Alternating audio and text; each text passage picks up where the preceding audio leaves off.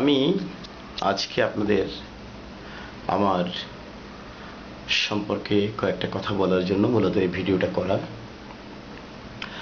প্রথমত হচ্ছে আমার বন্ধু বান্ধব যারা আমার সাথে ছোটবেলা থেকে স্কুল, কলেজ, ইউনিভার্সিটি, আইসিএম বা বিভিন্ন জায়গায়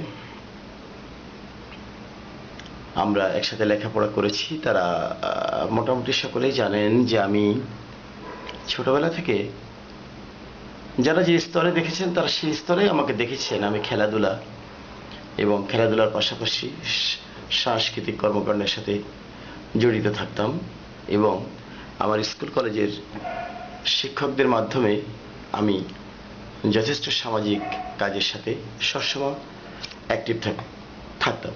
যেমন আমি একেবারে প্রাইমারি স্কুল থেকেই কাব স্কাউট করতাম নকিব স্যারের হাত ধরে।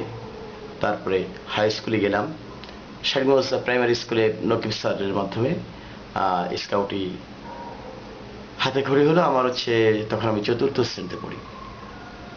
এরপরে যখন আমি বাগমারা স্কুলে গেলাম, ওখানে আমাকে শঙ্কর স্যার ওই স্কুলের ছোট ক্লাস 6-এ পড়া একটা ছেলের হাতে স্কুলে স্কাউট চালু করার দায়িত্ব দিলেন।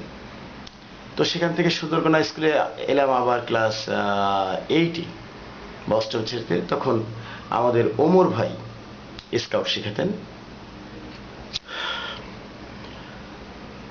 এবং তখনকার দিনের যিনি শিক্ষক ছিলেন তিনি, তার তত্ত্বাবধানে আমরা একটা ক্যাম্প করি। অবশ্যই ক্লাস 7-এ আমি একটা ক্যাম্প করি। খুলনা বিভাগীয় জাম্বুরি ছিল হচ্ছে যখন আমি ক্লাস 10-এ পড়তাম।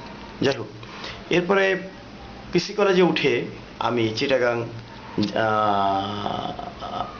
ন্যাশনাল জাম্বুরি করি এবং ওটা সম্ভবত আন্তর্জাতিক মানের জাম্বুরি ছিল, বিদেশি স্টুডেন্টও ছিল। তো যাই হোক, এরপরে আমি আজম খান কমার্স কলেজে অ্যাকাউন্টিং অনার্সে যখন ভর্তি হলাম, তখন আমি ওখানে পলার ভাই মানে আমার মিতা, উনি আমার সিনিয়র ছিলেন। উনি পিসি কলেজে আজম খান কমার্স কলেজের লিডার ছিলেন এবং আমাদের হোস্টেল সুপারিনটেন্ডেন্ট ইব্রাহিম স্যার ছিলেন মূলত স্কাউটের টিচার। তো ওখান থেকে আমি সমস্ত বাংলাদেশ সাইকেলে ভ্রমণ করি, আপনারা জানেন। তো প্রথমে বাগেরহাট জেলা সাইকেলে ভ্রমণ করি একা, পরবর্তীতে বাগেরহাট শেষ করার পরে বাংলাদেশ ভ্রমণ করি বাইসাইকেলে। তো পরবর্তীতে আমি একটা পর্যায়ে বুঝতে পারলাম যে লেখাপড়া যদি করতে হয় তাহলে এই স্কাউট থেকে দূরে থাকা ভালো এবং আমি আস্তে আস্তে স্কাউট ছেড়ে দিই।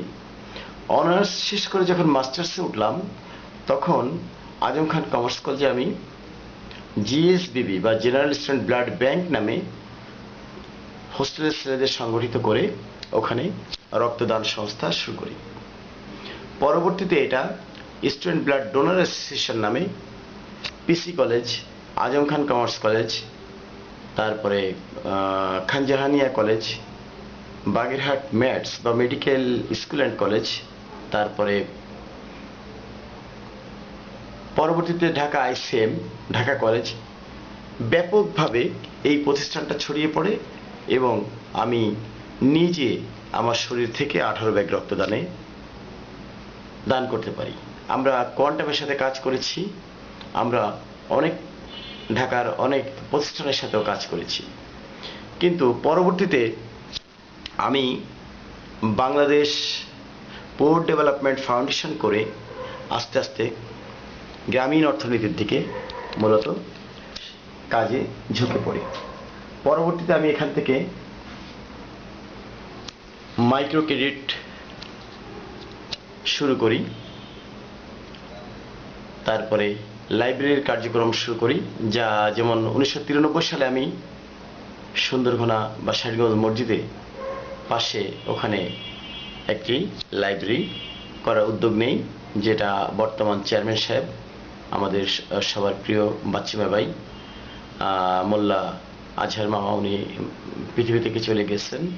তারপরে মহিউদ্দিন মামা মেম্বার। তো এরপর সিনিয়র মানুষরা মিলে আমরা এখানে এই লাইব্রেরিটা প্রতিষ্ঠা করতে সক্ষম হই। দুর্ভাগ্য গ্রামের মানুষ লাইব্রেরির কার্যক্রম ভালো না বোঝার কারণে আস্তে আস্তে এই প্রতিষ্ঠানটা একসময় বন্ধ হয়ে যায়। তারপরেও আমি প্রতিষ্ঠানটা এখনো ধরে রাখার চেষ্টা করছি।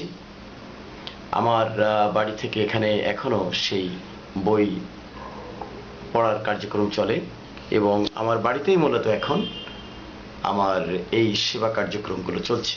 এবং এখানে আমি গ্রামীণ অর্থনীতির জন্য কাজ করতে গিয়ে 2007 সাল থেকে মাইক্রো ক্রেডিট দিয়ে আসছি।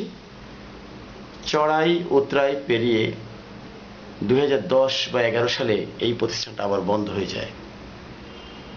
মানুষ স্বাভাবিকভাবে লোন নিয়ে আর লোন দিতে চায় না, ফেরত দিতে চায় না। এই করতে করতে আমার বেশ কিছু টাকা গ্রামে আটকে যায় এবং প্রতিষ্ঠানটা বন্ধ হয়ে যায়। তো যাই হোক, গত 5 বছরের উপর আমি সেই লোন দেওয়া কার্যক্রমটা শুরু করি এবং আমার গ্রামের আশেপাশে ছোট ছোট লোন 10 থেকে 20,000 টাকার মধ্যে যে কেউ চাইলে ইনশাল্লাহ আমি দিতে পারি আমার প্রতিষ্ঠান থেকে।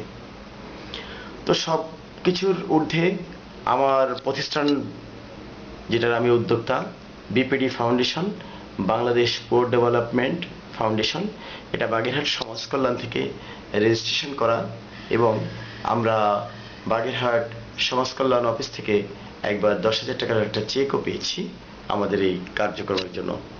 তো 2000 সাল থেকে আমি এই প্রতিষ্ঠান চালিয়ে আসলেও আমি কখনো কারো কাছে কোনো অনুদান বা দান বা সাহায্য সহযোগিতা চাইনি।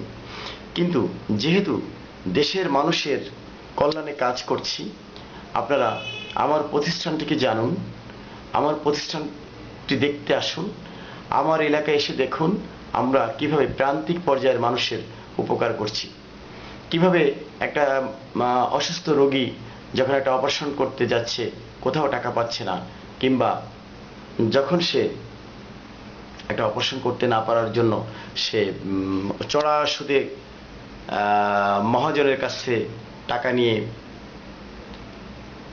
অপারেশন করতে যাচ্ছে, তাকে থামিয়ে দিয়ে আমি আমার প্রতিষ্ঠান থেকে টাকা দিচ্ছি। কিংবা একটা অটো চালানো ড্রাইভারকে একটা ব্যাটারি কিনতে 10,000 টাকা দিচ্ছি। কিংবা ছোট্ট একটা মুদি দোকান দিতে বা পান দোকান দিতে 10,000 টাকা দিচ্ছি। এইভাবে ছোট ছোট অর্থনৈতিক কার্যক্রমে আমি চেষ্টা করে যাচ্ছি। আপনারা আমার পাশে দাঁড়ান। সামগ্রিক যে কাজ, সমাজের জন্য সবাই মিলে যে কাজ, এটা একার পক্ষে ধরে রাখা মুশকিল। আপনাদের সবাইকে শুভেচ্ছা জানিয়ে এখানে শেষ করছি। আপনারা ভালো থাকবেন। আপনাদেরকে বিপিডি ফাউন্ডেশন পরিদর্শন ও ঘুরে দেখার জন্য আমন্ত্রণ জানাচ্ছি। আসসালামু আলাইকুম।